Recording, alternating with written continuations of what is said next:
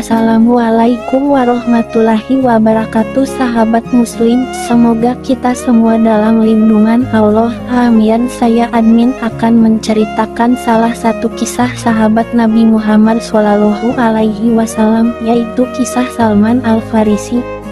Salman Al-Farisi, pencari kebenaran sejati, pahlawan yang akan kita bicarakan sekarang ini berasal dari Persia. Dari Persia ini pula agama Islam nanti dianut oleh orang-orang mukmin yang tidak sedikit jumlahnya, dan dari kalangan mereka muncul pribadi-pribadi yang tiada tanding, baik dalam keimanan, keilmuan, keagamaan, maupun persoalan keduniaan. Salah satu keistimewaan dan keagungan Islam ialah setiap Islam memasuki suatu negeri, maka dengan keajaiban luar biasa segala keahlian, kemampuan dan kejeniusan yang tersembunyi dari warga dan penduduk negeri itu dibangkitkan, sehingga muncullah para filosof, dokter, ahli hukum, ahli astronomi, penemu dan ahli matematika yang semuanya muslim. Ternyata bahwa tokoh-tokoh itu berasal dari setiap penjuru dan muncul dari setiap bangsa, hingga masa awal perkembangan Islam penuh dengan orang-orang jenius dalam segala bidang, baik cita maupun karsa, yang berlainan tanah air dan suku bangsanya, tetapi satu agama, yakni Islam. Rasulullah sendiri memang telah mengabarkan perkembangan yang penuh berkah dari agama ini, bahkan beliau telah menerima janji yang benar dari Robnya yang maha besar lagi maha mengetahui, bahwa suatu hari nanti tidak ada lagi baginya jarak pemisah tempat dan waktu, hingga sejauh mata memandang akan menyaksikan panji-panji Islam berkibar di seluruh muka bumi serta di istana-istana para penduduknya. Salman Al-Farisi sendiri turut menyaksikan hal tersebut karena ia terlibat dan mempunyai hubungan erat dengan kejadian itu. Peristiwa itu terjadi waktu perang Khandaq pada tahun 5 H.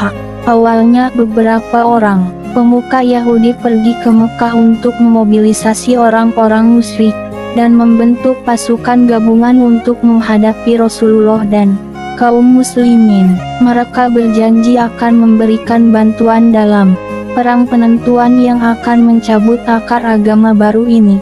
Siasat dan taktik perang pun diatur secara licik. Tentara Quraisy dan Ghatafan akan menyerang kota Madinah dari depan, sedangkan Bani Quraisyah akan menyerangnya dari belakang barisan kaum muslimin, sehingga mereka akan terjepit dari dua arah. Dengan demikian mereka akan hancur lebur dan hanya tinggal kenangan saja. Demikianlah suatu hari kaum muslimin tiba-tiba melihat kedatangan pasukan besar mendekat dan membawa perbekalan banyak dan persenjataan lengkap untuk menghancurkan Madinah. Kaum muslimin panik dan mereka bagaikan kehilangan akal melihat hal yang tidak diduga. Itu keadaan mereka dilukiskan oleh Al-Quran dalam firman Allah, yaitu ketika mereka datang kepadamu dari atas dan dari bawahmu, dan ketika penglihatanmu terpana dan hatimu menyesak sampai ke tenggorokan dan kamu berprasangka yang bukan terhadap Allah. Al-Ahzab 10. 24.000 prajurit di bawah pimpinan Abu Sufyan dan Uyainah bin Hisn memetroni kota Madinah dengan tujuan hendak mengepung dan melepaskan serangan penentuan agar mereka terbebas dari Muhammad SAW, agama serta para sahabatnya. Pasukan ini tidak saja terdiri dari orang-orang Quraisy tetapi juga dari berbagai kabilah dan kelompok-kelompok berkepentingan yang menganggap Islam sebagai lawan yang membahayakan mereka. Peristiwa ini merupakan percobaan akhir dan penentuan bagi pihak musuh-musuh Islam, baik individu, kelompok, suku maupun golongan yang memiliki kepentingan tersendiri. Kaum muslimin menyadari bahwa mereka sedang dalam keadaan yang gawat. Rasulullah pun mengumpulkan para sahabat untuk bermusyawarah. Mereka semua tentu saja setuju untuk melawan, tetapi apa yang harus mereka lakukan untuk melawan? Ketika itulah tampil seorang yang berbadan tinggi dan berambut lebat. Dialah orang yang disayangi dan dihormati oleh Rasulullah, itulah Dia Salman Al-Farisi. Dari tempat ketinggian ia melayangkan pandangan meninjau sekitar Madinah dan ternyata bahwa kota itu terlindungi oleh gunung dan bukit-bukit batu yang mengelilinginya. Namun di sana, terdapat juga daerah terbuka yang luas dan terbentang panjang hingga dengan mudah akan dapat diserbu musuh untuk memasuki benteng pertahanan. Di negerinya Salman telah mempunyai pengalaman luas tentang strategi dan siasat perang, karena itu ia mengajukan suatu usulan kepada Rasulullah, yaitu suatu rencana yang belum pernah dikenal oleh orang Arab dalam peperangan mereka selama ini. Rencana tersebut adalah menggali parit sebagai perlindungan sepanjang daerah terbuka di sekitar Madinah. Hanya Allah yang lebih mengetahui apa yang akan dialami kaum muslimin dalam peperangan itu seandainya mereka tidak menggali parit. Ketika pasukan Quraisy menyaksikan parit terbentang di hadapan mereka, merasa terpukul melihat hal yang tidak disangka-sangka itu, sehingga tidak kurang sebulan lamanya kekuatan mereka hanya mendekam di kemah-kemah tanpa daya untuk menerobos Madinah. Akhirnya pada suatu malam Allah Ta'ala mengirim angin topan yang menerbangkan kemah-kemah dan memorak-porandakan kesatuan mereka.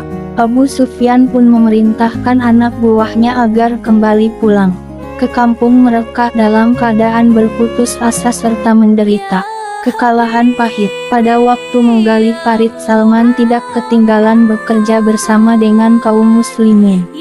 Mereka menggali tanah dengan penuh semangat.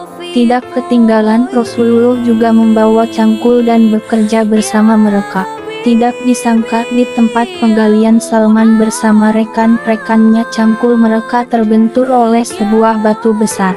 Salman adalah seorang yang berperawakan besar dan bertenaga kuat.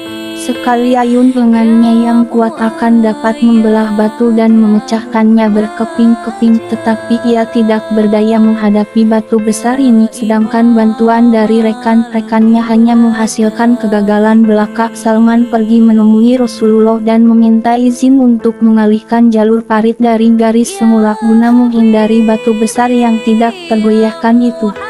Rasulullah pun pergi bersama Salman untuk melihat sendiri keadaan tempat dan batu besar tersebut. Setelah melihat batu itu, Rasulullah meminta cangkul dan menyuruh para sahabat agar mundur agar terhindar dari pecahan-pecahan batu itu nanti. Rasulullah lalu membaca basmalah dan mengangkat kedua tangannya yang mulia yang sedang memegang erat cangkul itu. Beliau menghantamkan cangkul ke batu besar itu dengan sekuat tenaga hingga batu itu pun terbelah dan dari celah belahannya yang besar keluar percikan api yang tinggi dan menerangi.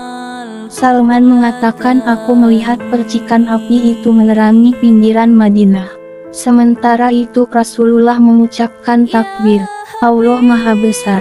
Aku telah dikaruniai kunci istana negeri Persia dan dari percikan api tadi tampak olehku dengan nyata istana-istana kerajaan Hirah dan kota-kota Raja Persia. Sungguh umatku akan menguasai semua itu. Kemudian Rasulullah mengangkat cangkul itu kembali dan memukulkannya ke batu kali kedua.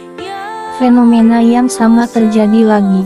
Pecahan batu besar itu menyemburkan kilatan api yang tinggi dan menerangi. Rasulullah pun bertakbir kembali, Allah Maha Besar. Aku telah dikaruniai kunci negeri Romawi dan tampak nyata olehku istana-istana megahnya. Sungguh umatku akan menguasainya. Kemudian beliau memukulkan cangkul itu untuk kali ketiga dan batu besar itu pun hancur lebur serta menimbulkan kilatan api yang terang benderang. Rasulullah mengucapkan kalimat tahlil dan diikuti oleh kaum muslimin. Rasulullah menceritakan kepada mereka bahwa beliau sekarang melihat istana-istana di Syria, Sana'a dan daerah-daerah lain yang suatu ketika nanti akan berada di bawah naungan bendera Allah yang berkibar. Dengan keimanan penuh kaum muslimin pun serentak berseru, inilah yang dijanjikan Allah dan Rasul-Nya. Dan benarlah Allah dan Rasul-Nya. Salman lah yang mengajukan saran untuk membuat parit dan dia pula yang menemukan batu yang telah memancarkan rahasia-rahasia yang akan terjadi di masa mendatang, yakni ketika ia meminta tolong kepada Rasulullah. Ia berdiri di samping Rasulullah menyaksikan cahaya dan mendengar berita gembira itu. Dia masih hidup ketika kabar gembira itu menjadi kenyataan. Ia sendiri melihat, mengalami dan merasakannya. Ia menyaksikan penaklukan kota-kota di Persia dan Romawi, istana di Sana'a, Mesir, Syria, dan Irak. Ia menjadi saksi seluruh penjuru bumi seakan berguncang keras oleh seruan mempesona penuh berkah yang berkumandang dari puncak menara tinggi di setiap pelosok, memancarkan sinar hidayah dan petunjuk Allah. Lihatlah, Salman sedang duduk di bawah naungan sebatang pohon yang rindang, sedangkan di negerinya nan jauh di Madain sana, teman-teman dekatnya sedang membicarakan petualangan berat yang dialaminya demi mencari kebenaran dan memisahkan kepada mereka bagaimana ia berpindah dari agama nenek moyangnya bangsa Persia menuju agama Nasrani dan terakhir jatuh ke pelukan agama Islam.